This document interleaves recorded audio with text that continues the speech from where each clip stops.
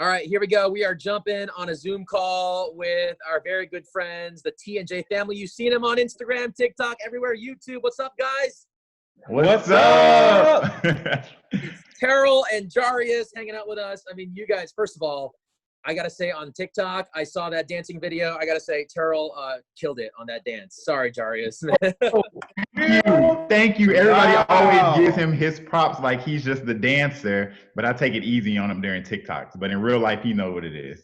Yo, you guys were taking over our TikTok at 102.7 KIIS FM yesterday. So much fun. You guys have dance moves. Can I just say you guys can dance? Thank you. I have to have a lot of patience with teaching him, but it's good. Teaching him, yeah. So speaking of dance moves, I mean, I was watching your videos on YouTube. Like, you guys have been through so much from your wedding days, from like highs from your wedding days to like, you know, your kids. How do you get through it? You guys have been together for how long now? Like almost a decade, right? Yeah, this year would be 9 years. So just like the patience for dance move, it's all about patience. So but we really just been you know, it's crazy we're out there on social media, but we really just kind of been to ourselves, which I think has kind of contributed to a lot, just kind of moving in silence, really, you know, kind of doing our own thing and kind of paving the way. But it's funny that you referenced that we're doing a lot of dancing TikToks now, because we really started TikTok with a lot of like storytelling and just kind of educating people on our journey. So we use a lot of that footage that we posted on YouTube and kind of create like this narrative of showing people how we created our family.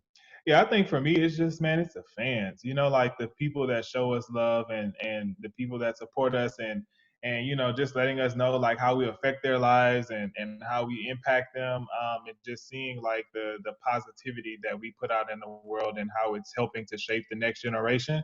I feel like it's just the thing that keeps us going, man.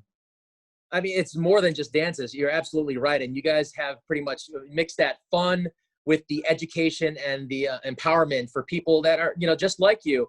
And especially it being Pride Month right now, what do you say to people that are struggling to find that peace within themselves and with their significant others to get through this journey? There's a lot of layers to it. So, I mean, what do you say to them as they go through that journey? Man, you know, one of the things that I say all the time is that there is literally nobody on earth better at being you than you. So why not, like, you know, or why go through life trying to, you know, have all this internal confliction within yourself when you could just be your happy, authentic self. And I think that's something that we try to preach all the time.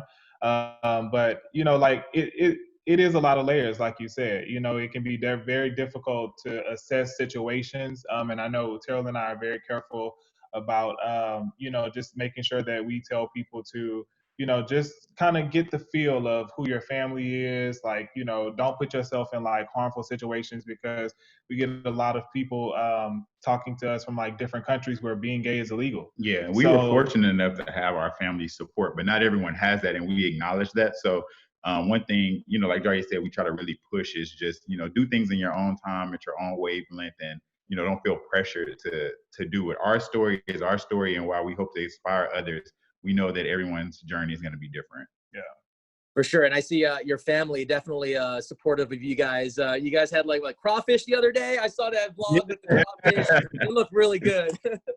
Thank you. Yeah, that's one of the things that we miss about being home. Like, it's, you know, just like the little food things that you can't get out here. Like it was amazing. It was a great crawfish bowl for sure. Now, you guys are from Atlanta, but where are you guys right now? Are you guys hanging out in Atlanta still, or are you? So we're both originally born and raised in Louisiana, and then we moved to Atlanta right after college. So we've been in Atlanta 5 years next week. Next week will be 5 years. Yeah. Wow. That's a long time right there. Now, do you miss Louisiana? Do you miss the lifestyle, or you like Atlanta's pretty cool too, right? The lifestyle. We miss the food in Louisiana though. Yeah. So that's you know, our parents bring us care packages every time they come in. It's all food. So nothing else. The care packages, certain foods from Louisiana that they don't have in Atlanta. But other than that, we love Atlanta. You know, but you know, like Louisiana has that swag, Southern flavor that you just cannot get anywhere else, just from like a hospitality standpoint. So like I miss that, you know, like Atlanta's still the South, but it's the city South.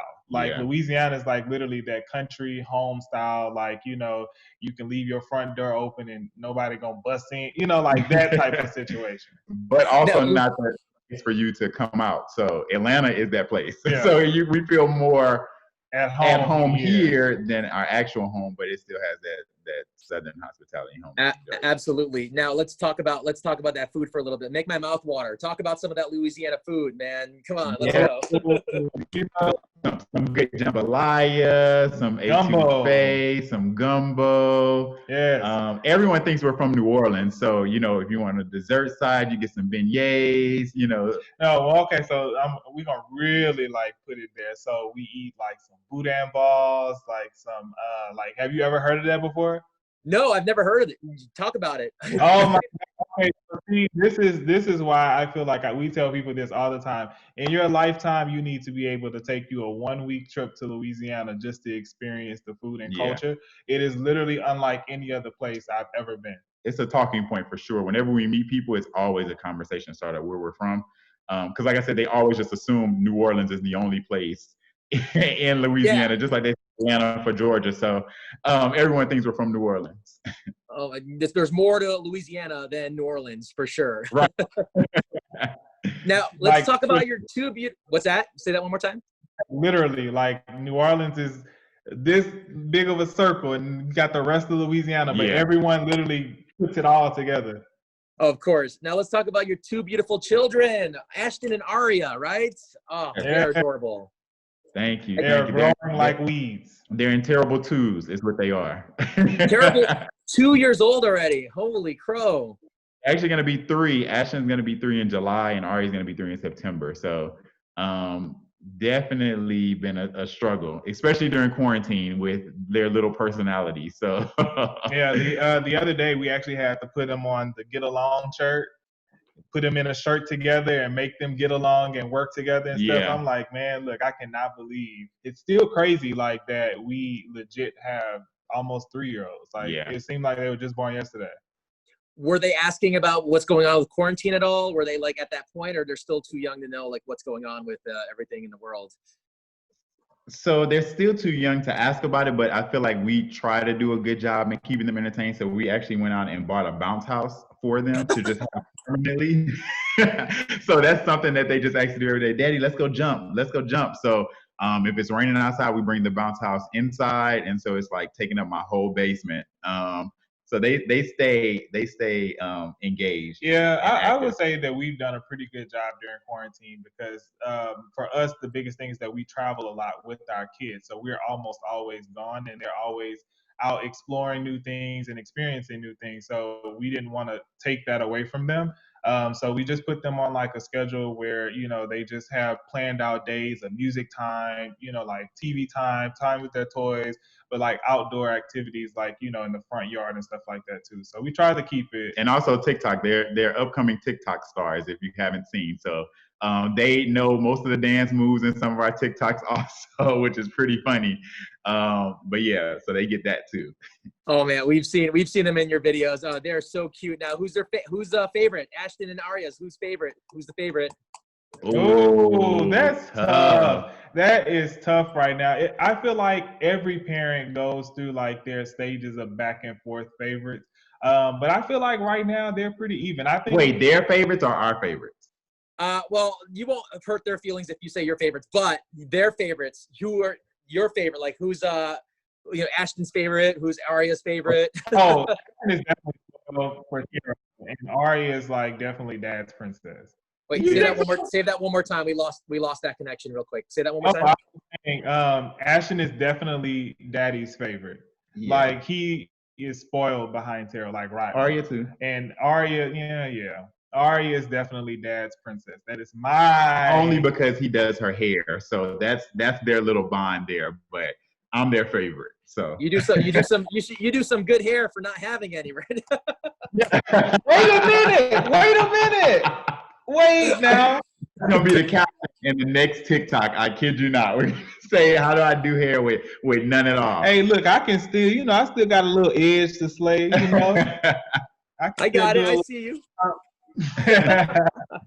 Dude, you guys are so amazing for hanging out with us. And I know we have to touch on this a little bit because of what's been going on. But what are your thoughts right now on the Black Lives Matter movement and what's been going on in the country the past couple of weeks? And what's your take on all of this? Yeah, so we've talked about this a few times. So one, we try to use our platform to encourage people because, not only are we a part of the LGBTQ plus community, but we're also, of course, part of the Black community. So we made a post just like how tough it is being part of two oppressed communities. And then this happened during Pride Month. It's been really tough for us because we went into Pride Month just thinking like, okay, we're gonna, really just promote like, all about this community. And then it's like a part of our lives, half of, all of it, we're all Black, but, pulled us to, that movement and, that initiative. So we've been really just balancing both and just using our platform in that way.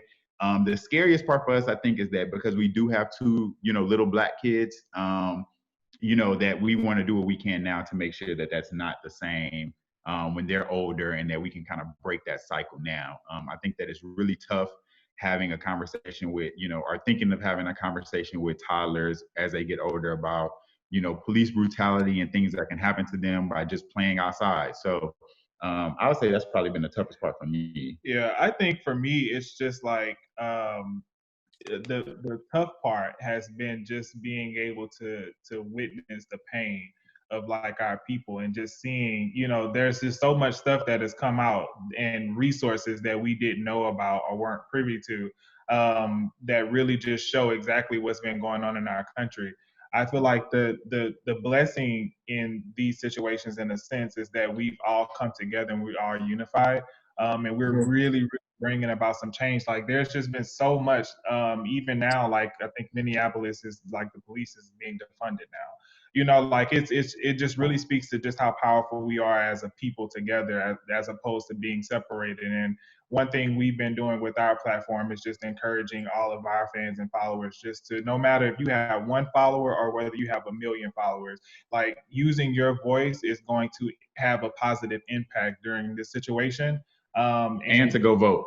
To go vote. So we've been very vocal about voting and using your voice in that way, even if it's not on social media, just to bring about change. Yeah, it's just, like we just want to see our people go forward. So this has been hard, but we got to see the positive in it. Definitely. And it's a conversation that needs to be had, even if it is a difficult conversation. And we also have resources for everyone else at KIISFM.com, keyword change, where you can make the difference. You guys, before we let you go, you gotta pimp out your socials for the people that don't know TNJ family. You got to do it in the way you do it on your YouTube videos, though. You got to do the like, comment, that thing. So whenever you have a second, hit it. All right, guys. So if you are not following us, you can check us out on YouTube, where we need you guys to like, comment, share, subscribe, and click that bell. Click the doggone bell. And follow our other social medias at Terrell.and.Jarius on Instagram and Terrell_Jarius on TikTok. Thank you guys so much for having us, man. We really appreciate it. Terrell and Jarius, dude, thank you so much for hanging out with us with KIIS FM, Under the Influence on Tuesday nights here on KIIS. You guys were amazing. Thanks for the conversation. Thank you guys too, man.